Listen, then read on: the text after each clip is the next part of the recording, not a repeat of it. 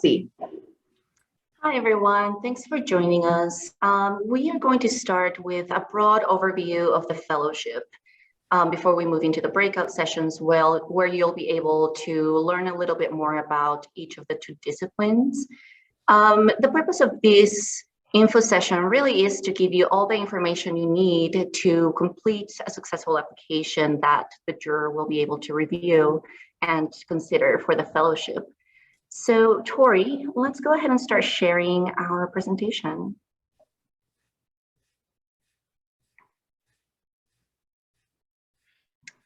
Next slide. These are some of our past fellows. And first we'll start by going over the guidelines of the fellowship, which we'll talk a little bit about the background purpose and what the award really means. So the Utah Artist Fellowship is a $5,000 unrestricted award to acknowledge and encourage the careers of established professional Utah artists. A little bit of background on the fellowship. The fellowship began in 1986 with the Visual Arts Fellowship, which has awarded over 70 fellowships through today. And in 2019, this program was expanded to include performing arts. The fellowships are awarded based on review by prominent art professionals outside of Utah. And we'll share with you the two fellows that we have for performing arts and visual arts a little bit later in the presentation. The fellowship program seeks to support to make career to established artists, reaching pivotal moments in their artistic practice. Applicants are expected to demonstrate why now is the appropriate time in their career for this one-time award. This fellowship is not an award to support a specific art project, recognition of lifetime achievement, or for artists just beginning their career. As you'll learn later through some of the eligibility requirements, you'll see that some of these, the requirements ask that you show work from the past 5 years, and we'll talk a little bit more about that in a moment. And now the award. We are awarding 12 fellows, 6 in performing arts, this year in theater, and 6 in visual arts in any media will be selected to receive $5,000. This is not an award to support a specific art project, and I think I already mentioned this part, but one of the parts of this $5,000 award is that it's an unrestricted award. And what that means is that it allows artists to decide how the funding will best support the lives and work. Next slide. Jason. Sorry. Hi there. So I want to talk about the review process. And this is something we've worked a lot on the last couple of years. So the first thing that's going to happen is you're going to put in your application, and then on the performing arts, and then of course on the visual arts, internally, we're going to read every single application. And what we're looking for is to make sure that it's complete, that it has all of the things that are required, that the links that you submit for work samples work. And then if they don't, we're actually going to reach out and give you a chance to resubmit or send us the information that we can upload, because we really want to make sure that every application before it goes to the juror is the best that it can be. So that's the first process. The next process is it goes to the juror. And this is the point at which we are not at all engaged in any level of choosing who receives this. This is entirely in the hands of the juror who we've selected. They review every single application. They just make notes from themselves about who they are very interested in, and that's going to be for a variety of reasons. And then in the end, they provide us with the 6 that we'll receive. What they do not do is make any notes on anyone who is not receiving this. They will send us a write-up about the recipients, but otherwise they are not in a position to really review applications and give notes on every application. That's just too much to ask of our fellows. I can make myself available to look at applications and make suggestions for those who don't receive it in the end. but really it is up to the juror to do that work. Nancy, am I catching anything in there anything you want to adapt? No, I think that's right on. And I do want to note something we have on this slide, which is about we understand that the last couple of years have been really hard on the art community. And for that reason, ourselves and the jurors will review your work with the understanding that the pandemic has affected the production of new works. Yeah. Next slide.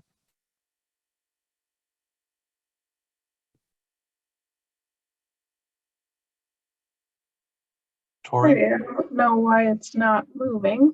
Let's see. Going. I'm hitting the arrow.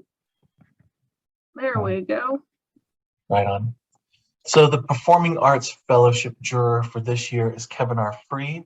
As you can see here, he's a multidisciplinary artist. He's an actor, a writer, a director, a producer. He is based out of New York. He's worked all over the country. He's also, he does TV, film, web, book recording. I know him from time in New York. He was a New York neo-futurist and is currently the artistic director of Miles Square Theater. And later, when we break out into our rooms, I can show you how to see his full bio. And for visual arts, our fellowship this year, or our juror this year, is Alison Glenn. She's currently a co-curator of the Counter Public Triennial, which happens later in 2023 in St. Louis. And she was also the associate curator of contemporary art at the Crystal Bridges Museum of American Art. So here, her experience is very much on expansive on visual art, contemporary art, and traditional art in some ways as well. I really want to encourage all of you to, if you have a moment, to look a little bit more into her practice and her work, because I think that gives you an idea of the things that these jurors might respond to. And while we always look for someone who has a depth of experience in those fields, it's always good for fellows applying to be aware of what these jurors might be looking for. You get this twinkling forest sky, and as Hey, it rotates, Jeff, lights in the Jeff, stars twinkle. It makes for a great. Could mute yourself. Oh, perfect. Thank you, Emily. Thank you. Yeah. Okay, next slide. So we just really quickly want to talk about the timeline. So the submission close date is March 7th. And I think that's a good amount of time to approach getting the application done. There's a number of pieces to the application. And if you start it now, there is an opportunity to save your draft. So, but I would strongly encourage everyone to start it now. Start looking at trying to get this done in process leading up to March 7th. We cannot accept any applications after that point. In April, so then we'll do our review process. It'll go to the juror. In late April, we'll notify the results. We'll notify the recipients. And then in May, we are holding professional development sessions for all applicants, whether you receive this or not. And we're going to be going over what those professional development sessions are. They're really excellent. And then May 19th, Nancy, do you want to talk about that? Yeah, so the May 19th, and I should have had a little bit, actually, let's go to the next slide and we have the detailed information there. So this is our professional development series that we're offering this year. And this is one of the a newer element that we've implemented to the fellowship program over the last couple of years. And this is really to bring applicants something more to gain from the application process. And these are very, very helpful workshops that I hope that you all make time to attend. Yeah. The first one will be Taxes for Artists with Hannah Cole. If you are on Instagram at all, I'm pretty sure that you have seen her featured in many, many different podcasts, articles, she's very active in the community, and she's very well known for just how approachable she is in talking about taxes. So this specific workshop is a 2-hour workshop. She goes into detail about what it means to do taxes as an artist, and at the end, she leaves time for a Q&A where you can ask very specific questions. And while she can't give you specific guidance because she's not your tax person, she is able to give you an overall understanding of what you might be trying to figure out. Jason, do you want to do the next one? Yeah, so we are excited to offer an artist statement workshop this year with Patty Johnson. So you're going to see that that's an important aspect of something you have to put together for this application. And then if any of you have recently applied for the career advancement grant that we have for individual artists, it's also something that's required in there. And we thought it would be really good to spend some time helping people to really examine the best practices for an artist statement workshop. It's something that is an important thing to have in your repertoire, in your work, because it's something that you're going to have to come back to again and again. And I think it helps you to hone really why you're doing the work that you're doing. Absolutely. And also, both of these workshops are open to all applicants that successfully submit an application to fellowship, and they are all free to attend. These workshops will not be recorded, so we do encourage that you are present when these happen, as they will be very valuable. The last workshop is for visual artists only, and the reason for that is it's about artwork preservation. So really troubleshooting preservation issues that you might have encountered, questions you might have about materials that you use in your practice, and be aware of the longevity of your artwork and how to best maintain it. We'll also have a Q&A where you can ask specific questions about your work and your practice. We'll show some examples. So we are very excited about this set of workshops that we're offering, and we hope that you can join us for all of them. We'll be sending a different email to sign up after the application deadline happens, so that we can provide that to everyone, and you can have an opportunity to put that in your calendars. Next slide.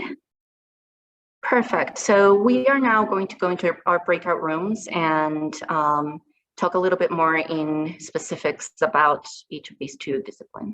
Jim or Jason, could you hit present? Oh. It'll make it larger for us. Oh, sure. Got it. There you go. Thank you. All right. So eligibility. And I'm just going to go briefly through these. And again, if you have questions, hold on to them, and we can take some time after I present all of this to go over those. So again, this is for people who are in mid-career to well-established. So must be 27 or older at time of deadline. You must be a Utah resident with 2 years prior, at least, in Utah. Anyone who's a previous fellowship award recipient may not apply. The performing arts, because it's such a huge field, it's broken out into 3 categories, and I move back and forth between those. So the first year was music, the second year was dance, this year is theater. So Dee Dee Darby Duffin won in music, so she would still, even though she's a theater person, not be able to apply for this. You must be originators of the work submitted. That's really more visual arts, but I kept it in here anyway. The fellowship is given to an individual. Artist teams or groups are not eligible to apply. So even if your work is deeply connected to another person, and I saw this a lot last year in the dance applicants, you still have to really define a very individualized application. You must have a legal right to receive taxable income in the United States. So this is a $5,000 fellowship. You would be responsible. We send you a 1099. Immediate families, board or committee members, and employees of UAM are not eligible. Sorry, Emily. And then individuals enrolled in a degree granting program are not eligible to apply. All right, I'm going to escape from that and I'm going to go to a new screen. Sorry, this might take me just 1 second. So I want to show you how to get to this. So I've just opened up a Google window. People can see this. And you go to artsandmuseums.utah.gov. And this is our main page. And then you can find this in a couple of different ways. One is under opportunities, and there's the fellowship. Another one is by going over to programs and seeing that there's performing arts, and you can click on the fellowship there. So I'm going to do that right now. And all links currently will take you to this main page. So we're sending everyone to this main page, and then you have to click on this one to get to the performing arts page. And then, of course, I've also sent out a number of links in my email campaigns that will take you directly to this page. So I'm going to go through a bunch of this. We've already talked about the overview, the background and purpose. I've talked about eligibility. We've talked about review process, the juror, the timeline. So now we're going to start getting into application content. And I think what I'm going to do is go to the actual application to show you how to make this happen. So here's the big apply here button. So now this will take you to this page, and then you'll see there's the Performing Arts Fellowship. You click there for submit. Okay, so one thing that it's not doing right now, and I'm going to actually just log out so you can see this, is that the first thing you're going to see is a sign-up page. If you've ever used the submittable system before, it might recognize you, but otherwise, this is where you sign up for this. I'm already signed in, so that if you do this in pieces, you'll create a sign up and you can leave it and save a draft, come back to it later, and you'll be able to sign in from right here. So you sign in, and then I'm showing you the back end. That is not what I wanted. Let me do this one more time.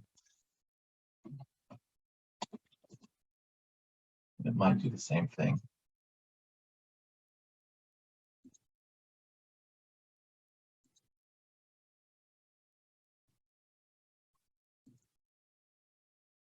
There we go. And there's the Performing Arts Fellowship. So here is just some basic details about information on submitting your application. Strongly encourage you to continually hit the Save Draft button. I also actually think you can work in a different document and then upload your answers so that they're never lost and you always have them available to you. There's a bunch of basics: name, address, phone number, email address. And then there's assurances and agreements. You have to click to agree to this, to these. And then we start getting into the meat of the application. First thing is artist bio. And you're going to see that there's only certain maximums of how much you can write for these things. I wanted to do that so that you don't feel overwhelmed by these things, because you're wanting to do a good application, but I also don't want you to feel like you have to put in a 5-page artist bio. So a limit of 300 words. This is written in the third person. So, for example, Jason is an actor, director, producer, worked in New York. It's that kind of thing. You can include focuses on your work, awards, significant past or current projects, where you're from, where you live and work. So that's the bio. And then the statement, and this is what I was talking about earlier that we're having a workshop on. This is written in the first person, describing your artistic practice, inspirations, and aspirations. I am a theater artist because of my passion, because of ... And this has got a minimum of 250 words, a maximum of 500 words. Next, description of intent. We want you to describe why this fellowship is important to your artistic practice and development, and why is now the appropriate time to receive it, and how will it advance you to the next level of your career. Maximum of 300 words. So the fellowship, you don't ever have to justify to us why you think you should get this. I mean, let me be clearer about this. You don't have to tell us what you would use the money for. If that's part of what you want to describe, that's fine.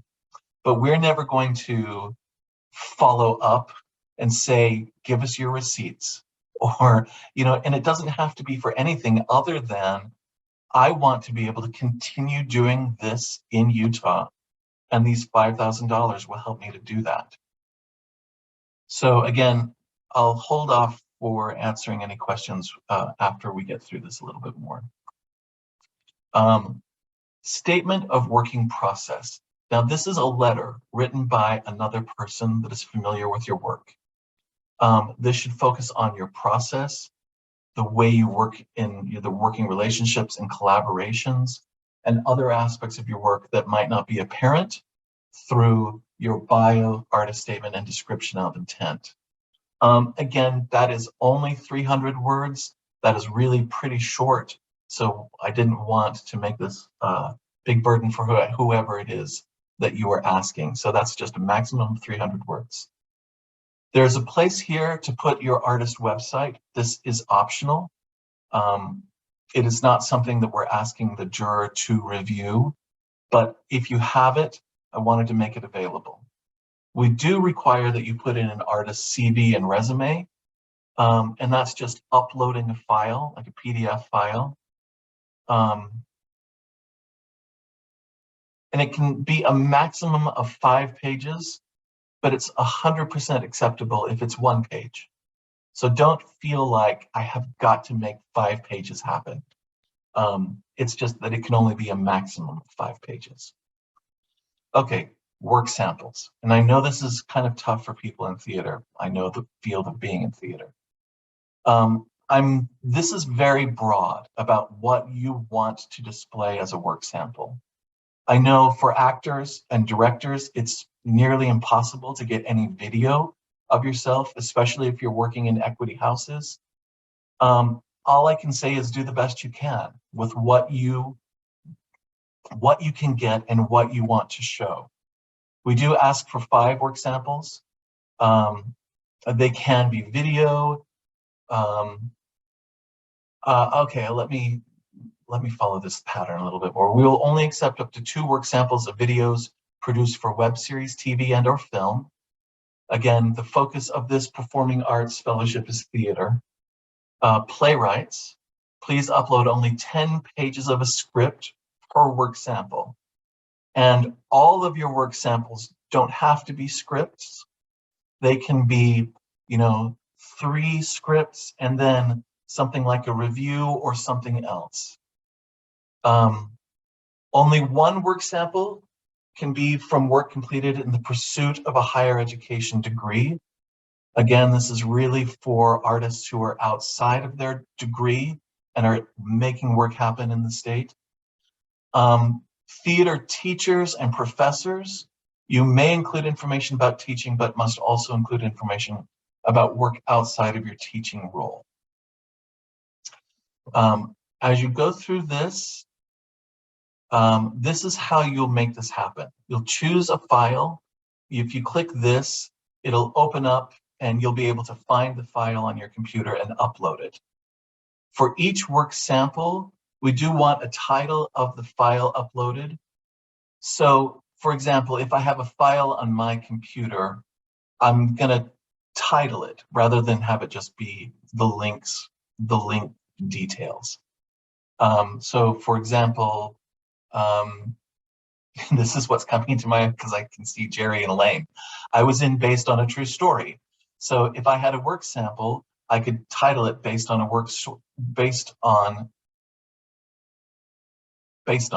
And then I would title that, and then it would be in the brief description. So I'm hoping I'm making sense that it connects to this work sample title. You're going to do things that are required, the title, the year completed, and please identify please let us know how to identify you.